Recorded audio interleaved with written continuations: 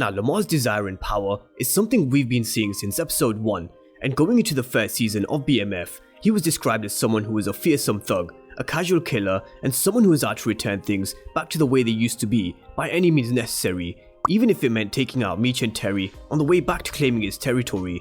Lamar shown us that he's so hungry for this power that he's willing to do literally anything, taking out the only friend that he had in Slick, and then little Darius. And this was definitely done out of anger and a crazy state of mind of not getting his way with Monique, the 12th Street Boys, and losing control over this whole situation with Meech. But I posed the question at the beginning of the season, who's the most craziest character that you've seen? Because there's definitely been a few. I mentioned Scully from Snowfall, Tuco Salamanca from Breaking Bad and Better Call Saul, Kanan from Power, and after episode 6, there's definitely a strong case for Lamar to be at the top of the list. So we're going to be talking all about Lamar's hunger for power, and in part 2 of this video, we're going to be looking at Lamar versus Kanan. We're going to dive deep into the mindset of both characters, their decisions, and why they made the decisions they made, similarities and differences. And I do have to say, we need to bear in mind that Lamar's character is based off a real life person, so we just need to keep that in the back of our minds, and his character, it can be compared to many that we've seen, such as Tommy. But today is Kanan, and you'll see why later on in this video. So make sure to stick around till the end of this video, and if you do enjoy the video, hit the thumbs up and like the video as well, because it does help me reach more BMF and Power fans. And of course, if you're new to the channel, then remember to smash the subscribe button if you want to see everything BMF and Power universe related.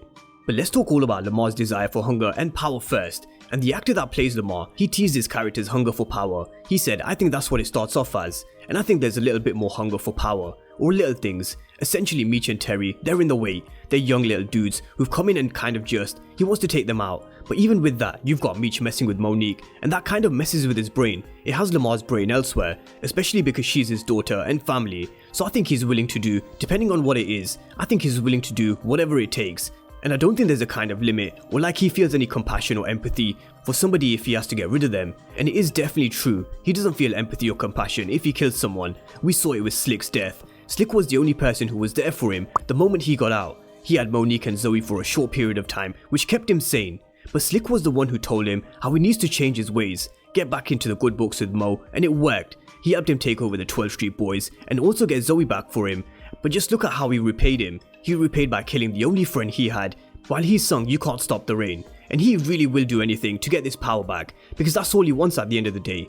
Zoe and Monique were there to keep him sane, but when he was called crazy by Monique, that's when he flipped a switch, because you can't call someone who's already mentally ill crazy or a psycho or nutty, because it's just going to trigger them even more. And even before this, Detective Bryant called him stupid, and he just lost it. He lost all sense of control, and he killed Slick, and stabbed and killed little Darius. And he only had this power for a short period of time by getting rid of J-Mo and Flamel, taking over the 12th Street Boys who he had control over by putting fear into them, which definitely isn't a great way of leading, because it could backfire. Everybody could stand up to you, and that's exactly what happened with Tiny and the rest of the boys. They stood up to Lamar and told him his old head is done, because Slick backed him, he was done too.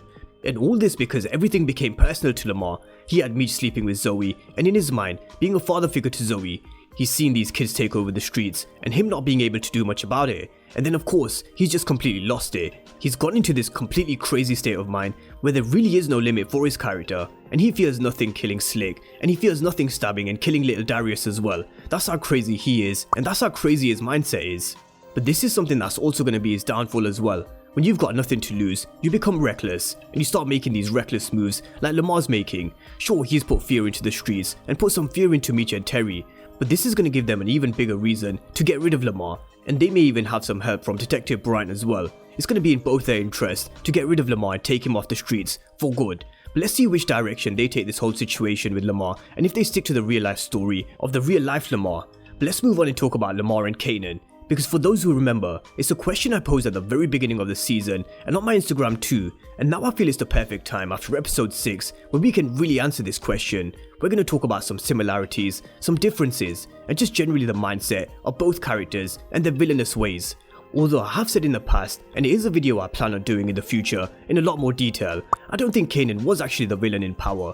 I do think in a lot of ways Ghost was, just how I believe Franklin Saint isn't exactly a hero either.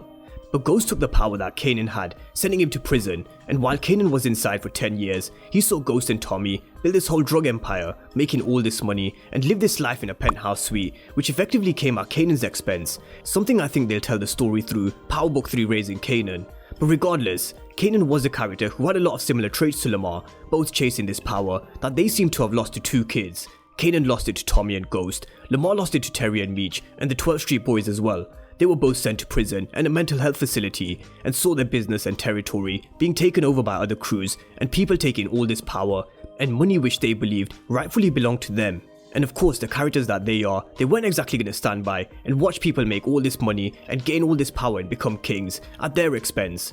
But one of the key differences between the two characters is their mentality and mindset. We've spoken about how out of control and crazy and sick in the head Lamar is. He's definitely a mentally ill character who got worse while he spent his 2 years inside the mental health facility, and that's a huge difference between these two characters. Kanan was someone who was able to remain calm and collected for all the years that he was in prison. I mean, for someone who knew he was wrongly sent down and set up to go to prison, he stayed awfully calm and waited for the perfect moment to strike. He made strategic moves while he was inside prison for the majority of Season 1 of Power, such as using Law 7 of the 48 Laws of Power, where he got the others to do the work for him, by using pink sneakers to take out Ghost's organization from beneath him. He had Annabelle killed, Ruiz stabbed, and even manipulated Ghost into believing Roller, who was the one behind all the hits, and convinced him that he needed to kill Roller himself. Something similar to what Lamar did by planting misinformation about who shot Terry, by telling Slick to spread the word in the streets that J-Mo was the one behind the shooting, and of course that led to J-Mo's death. But Kanan was someone who was able to keep his calm even when things didn't go his way. He rocked up to Ghost's apartment and played his best friend because he knew with plan A failing, he had to move on to plan B, and the best thing to do then was to take out Ghost's organization from the inside. With Lamar, there's just no way he's able to stay calm and collected as Kanan did in situations, although I do believe Kanan made two huge mistakes. One of them was sending Sean to kill Ghost. Although Sean did volunteer and said he wanted to be the one to kill Ghost, you never send a boy to do a man's job, because that's exactly what Sean was. He was a boy, he wasn't built for these streets like Dre was, for example. But Sean was the one who could get close enough to Ghost to kill him, which is why Kanan agreed to go with this plan. And the other mistake that Kanan made was caring for Tariq and letting his guard down with him.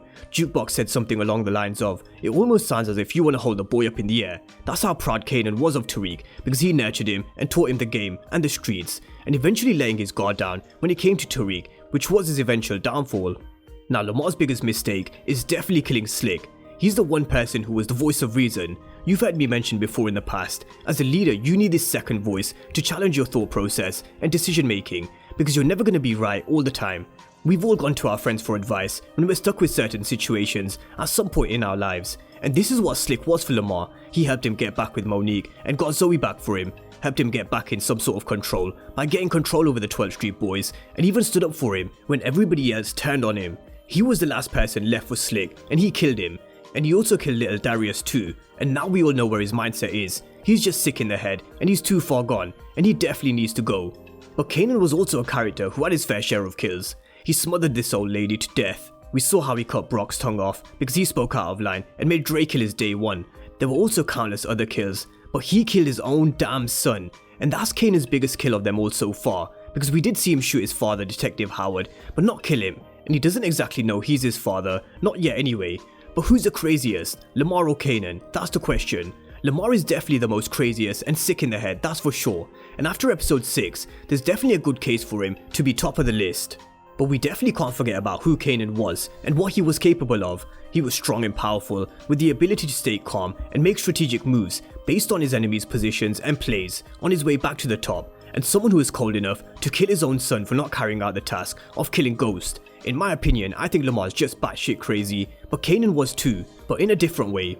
So let me know what you guys think down below in the comment section. I know some of you will have a lot to say on both Lamar and Kanan, so drop all your thoughts down below on the two characters and who you think is the biggest villain and the most craziest. Drop all your thoughts down below, and of course if you're new to the channel and you haven't done so already, then remember to smash the subscribe button if you want to see everything BMF and Power Universe related. But as always, thank you guys for watching, and I'll see you in the next one.